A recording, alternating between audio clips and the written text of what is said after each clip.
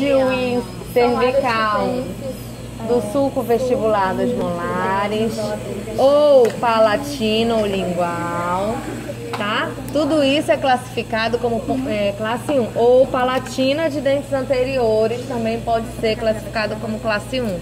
Então presta atenção que o aluno erra muito isso na prova. Acha que classe 1 só é na oclusal de dente posterior e não é assim, tá? Vocês vão, se tiver oclusal e uma face proximal, qual é a classe? 2.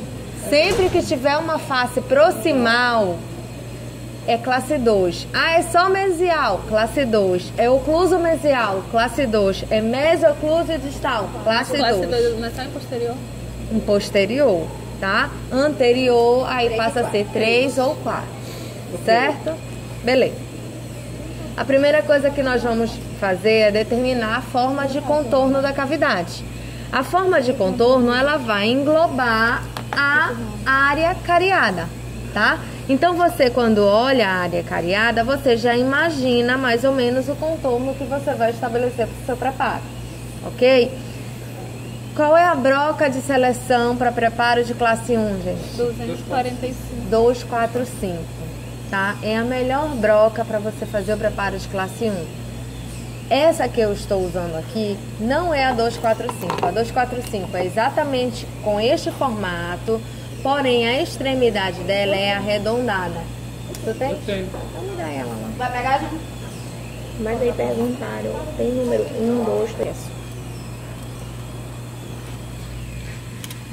Cuidado pra não cair, tá? Que tá aberto atrás. Não, assim não vai cair. Se você virar, pode cair. Então, a 245 é uma broca cilíndrica, tá? Só que ela tem a extremidade dela arredondada. Ok? Por que isso? Porque aí os ângulos internos da cavidade, principalmente os ângulos diédros, eles já vão ficar arredondados, certo? Não vão ficar vivos. Então, depois de pronta a cavidade, você não vai precisar arredondar ângulo diedro, porque ele já estará arredondado. O que é um ângulo diedro, gente? Ele é formado entre duas paredes. Ou...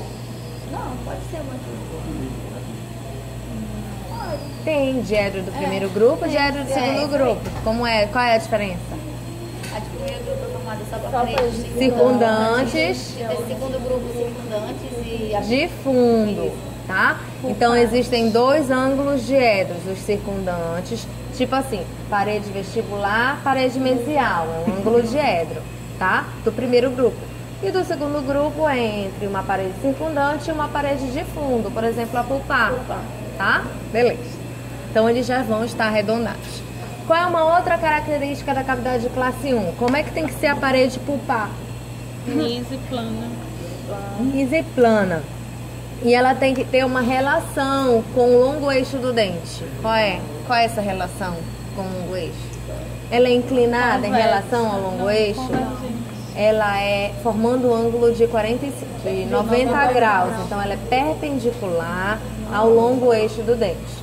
Então são coisas que você precisa saber para poder começar a fazer o preparo. Senão você não tem nem noção de como você tem que deixar essa cavidade, tá? Existe uma única exceção, que é o primeiro premolar inferior. Por quê? Porque ele é mais... Como é que é a característica da câmara pulpar? Para lingual. O corno pulpar vestibular dele é bem elevado, tá? Então, se você fizer a parede pulpar plana e perpendicular ao longo eixo, vai correr o risco de exposição pulpar. Então, você faz uma parede pulpar inclinada, acompanhando o plano oclusal do dente.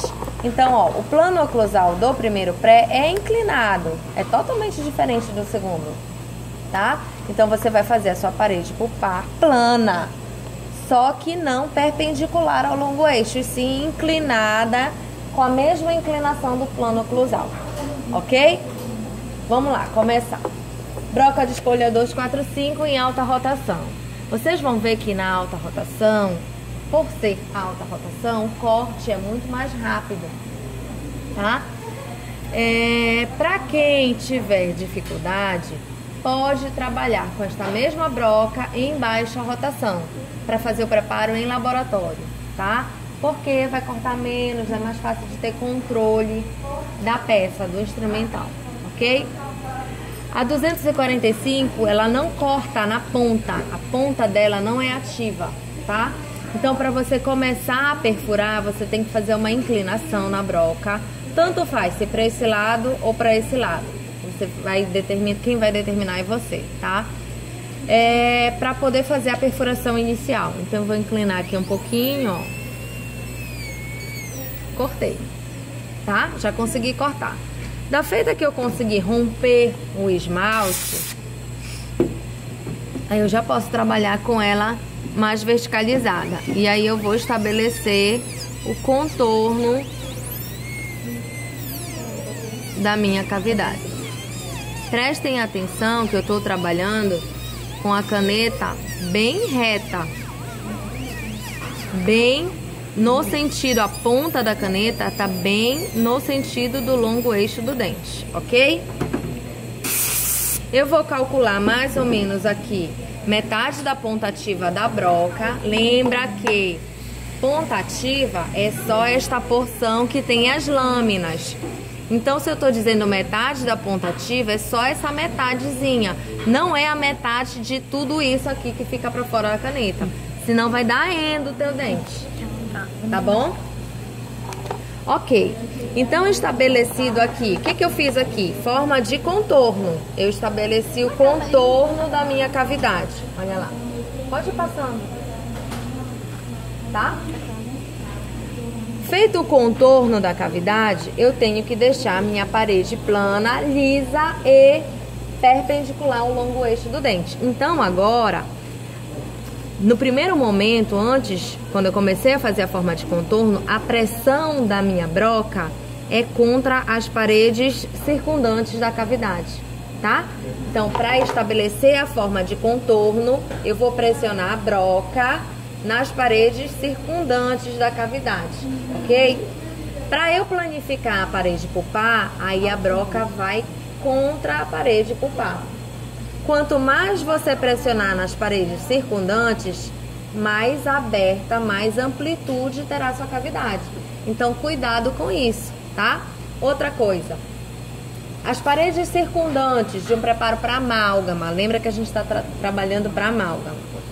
Como elas devem ser? Convergentes para oclusal. O ideal é que elas estejam convergentes para oclusal.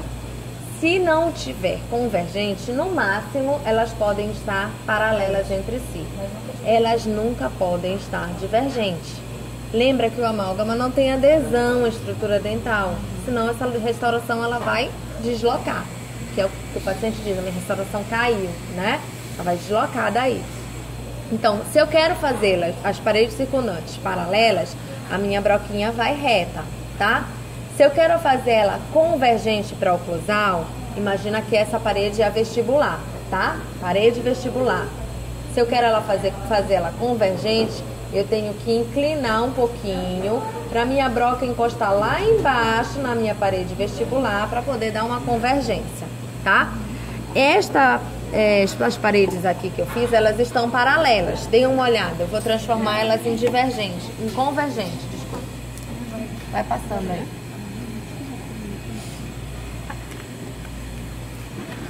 Tá? Então presta atenção que eu vou dar uma pequena enrolada, terminando. Uma pequena inclinada aqui na minha broquinha. Inclinada na minha broca.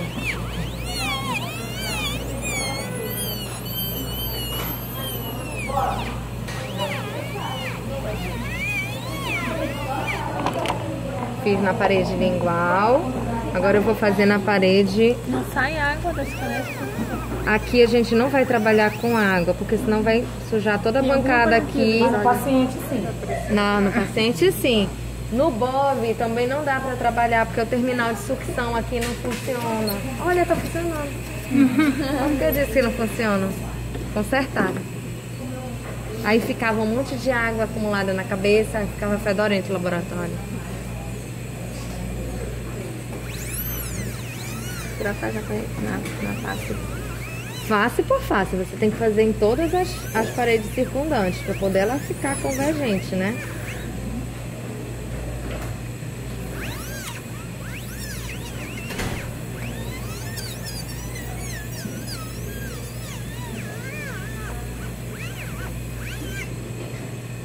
Agora eu vou planificar a parede de fundo. Aí eu passo de uma vez só para vocês verem, tá?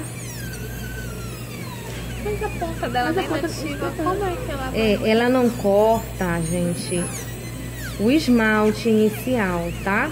Mas para planificar, ela regulariza. Ela não tem um poder de corte grande, mas ela regulariza sim.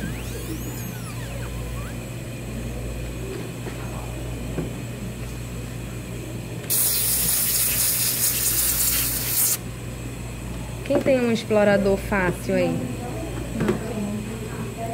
Aqui por cima tem um monte de instrumental. Meninas, eu preciso de um explorador. A sonda exploradora, gente.